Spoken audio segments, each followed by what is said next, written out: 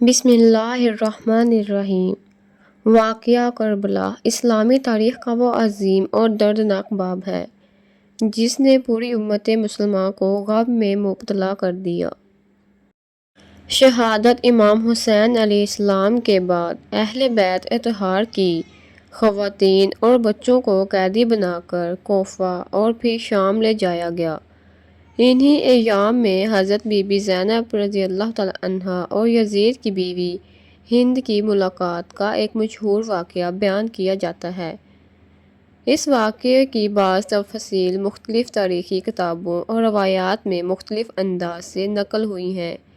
حضرت be be زینب رضی اللہ تعالیٰ عنہا اس نازک وقت میں صبر اور استقامت کا پیکر بن کر سامنے آئیں۔ آپ رضی اللہ تعالیٰ عنہا نے خوف زدہ بچوں کو سنبھالا، بیمار حضرت امام زین العابدین کی تیمارداری کی اور تمام خواتین کو صبر کی تلقین فرمائی۔ دوسرے دن قیدیوں کے اس قافلے کو کوفہ لے جایا گیا۔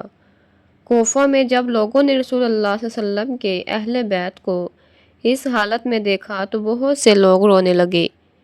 حضرت زینب رضی اللہ تعالیٰ عنہا نے اہل کوفہ کو مخاطب کرتے ہوئے ایک مؤثر خطبہ ارشاد فرمایا جس میں انہیں اپنے بے وفائی یاد دلائی۔ کوفہ میں قیدیوں کو عبید اللہ بن زیاد کے دربار میں پیش کیا گیا۔ ابن زیاد نے غرور اور تکبر کے ساتھ حضرت زینب رضی اللہ تعالیٰ عنہا سے سوالات کیے، مگر آپ رضی اللہ تعالیٰ عنہا نے نہایت جرأت کے ساتھ اس کے سوال کا جواب دیا۔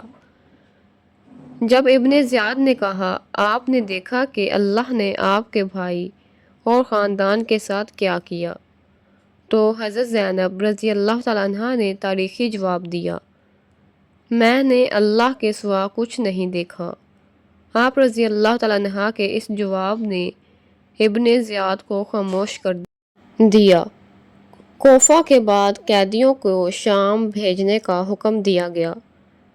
یہ سفر انتہائی دشوار تھا۔ اہل بیت رضی اللہ تعالیٰ عنہا کے قافلے کو طویل راستوں سے گزرا گیا۔ خواتین اور بچے مسلسل غم اور تھکن کا شکار تھے۔ بالآخر یہ قافلہ دمشق پہنچا جہاں یزید کا محل واقع تھا۔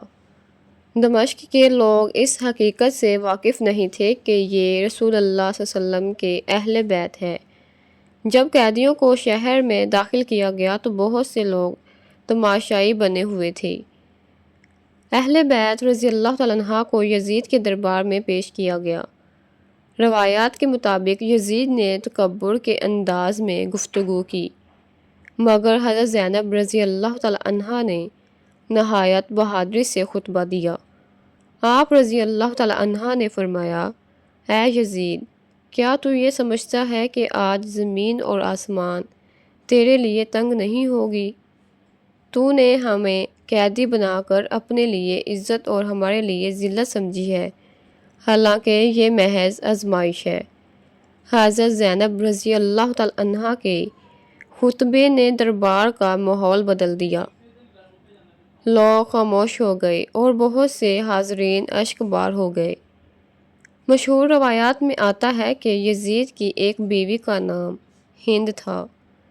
بعض روایات کے مطابق وہ پہلے اہل بیت سے واقف تھی اور ان سے محبت رکھتی تھیں۔ ایک رات ہند نے محل کے قریب سے رونے اور آہ و بکار کی آوازیں سنیں۔ یہ آوازیں اس مقام سے آ رہی تھیں جہاں اہل بیت کو ٹھہرایا گیا تھا۔ ہند نے اپنی خادمہ سے پوچھا، یہ رونے کی آوازیں کیسی ہیں؟ خادمہ نے جواب دیا، کچھ قیدی خواتین یہاں موجود ہیں جو مسلسل اپنے عزیزوں کے غم میں رو رہی ہیں۔ یہ سن کر ہند کے دل میں بے چینی پیدا ہوئی۔ مشہور روایات کے مطابق ہند نے سادہ لباس پہنا اور قیدیوں کے مقام پر پہنچ گئیں۔ وہاں انہوں نے دیکھا کہ چند خواتین انتہائی غمگین حالت میں بیٹھی ہیں۔ ہند نے پوچھا، آپ لوگ کون ہیں؟ حضرت زینب رضی اللہ تعالیٰ عنہا نے جواب دیا، ہم رسول اللہ صلی اللہ علیہ وسلم کے اہل بیت ہیں۔ یہ سن کر ہند حیران رہ گئی۔ انہوں نے دوبارہ پوچھا، کیا آپ علی کی بیٹی زینب ہیں؟ حضرت زینب رضی اللہ تعالی عنہا نے فرمایا، جی ہاں، میں زینب بنت علی ہوں۔ یہ سن کر ہند نے بے اختیار رو پڑی۔ بعض روایات میں ذکر آتا ہے کہ ہند نے حضرت زینب رضی اللہ تعالی عنہا کو پہچان لیا اور کہا، میں وہی ہند ہوں جو کبھی آپ کے گھر آیا کرتی تھی۔ اس پر دونوں خواتین کی آنکھوں سے آنسو جاری ہو گئے۔ حضرت زینب رضی اللہ تعالی عنہا نے ہند کو کربلا کے مصائب سنائے۔ آپ رضی اللہ تعالی عنہا نے بتایا کہ کس طرح امام حسین رضی اللہ تعالی عنہ اور ان کے ساتھیوں کو شہید کیا گیا، کیسے خیمے جلائے گئے اور کس طرح بچوں اور خواتین کو قید کیا گیا۔ یہ سن کر ہند شدت غم میں رونے لگی۔ مشہور روایات کے مطابق ہند فوراً یزید کے پاس گئی اور کہا، کیا واقعی یہ رسول اللہ صلی اللہ علیہ وسلم کے اہل بیت ہیں؟ یزید نے اس بات کی تصدیق کی۔ یہ سن کر ہند نے شدید افسوس کا اظہار کیا اور اہل بیت کے ساتھ ہمدردی کا اظہار کیا۔ حضرت زینب رضی اللہ تعالی عنہا کے خطبے، حضرت امام زین العابدین کی گفتگو اور اہل بیت کے صبر نے شام کے لوگوں پر گہرا اثر ڈالا۔ لوگوں کو احساس ہونے لگا کہ جن قیدیوں کو باغی کہا جا رہا تھا وہ تو رسول اللہ صلی اللہ علیہ وسلم کے اہل بیت ہیں۔ آہستہ آہستہ عوامی رائے تبدیل ہونے لگی۔ بالآخر یزید نے اہل بیت کو رہا کرنے کا فیصلہ کیا۔ بعض روایات کے مطابق اس نے اہل بیت رضی اللہ تعالی عنہ کے لیے سواریوں اور سفر کے انتظامات بھی کیے۔ اہل بیت کو مدینہ منورہ واپس جانے کی اجازت دی گئی۔ واپسی کے سفر میں بعض روایات کے مطابق قافلہ کربلا بھی گیا، جہاں شہداء کا یاد تازہ کی گئی۔ واقعہ کربلا کے بعد اگر حضرت زینب رضی اللہ تعالیٰ نہ ہوتی تو شاید کربلا کا پیغام اس طرح دنیا تک نہ پہنچتا۔